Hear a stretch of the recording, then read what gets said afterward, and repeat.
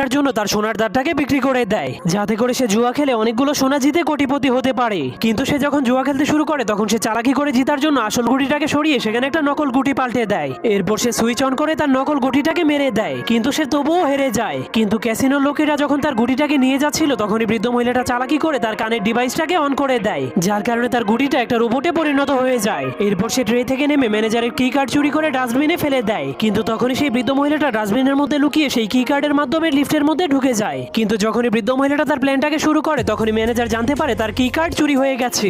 এজন্য সে জলদি করে চোরকে ধরার জন্য অ্যালার্ম বাজিয়ে দেয়, কিন্তু বৃদ্ধ মহিলাটা কোনো ভয় না পেয়ে তার পকেট থেকে লেজার পয়েন্টার বের করে লিফটের ছাদটাকে কেটে ফেলে। এরপর সে সেখান দিয়ে লুকিয়ে লুকিয়ে সোনা চুরি করার জন্য সোনার সিন্ধুকের কাছে পৌঁছে যায়, কিন্তু সে প্রথমে তার রোবটটাকে সিন্ধুক খোলার জন্য লেজারের ভিতর দিয়ে পাঠিয়ে দেয়। তখন তার রোবট সব লেজারগুলোকে অতিক্রম করে সিন্ধুকটাকে খুলে ফেলে। এরপর বৃদ্ধ মহিলাটাও তার গ্লাভস পরে লেজার ট্র্যাপের মধ্যে লাফ মেরে দেয়। তার গ্লাভসটা এতটাই মজবুত ছিল যে সেই স্পাইডারম্যানের মতো দেয়ালের উপর দিয়ে হাঁটতে পারত।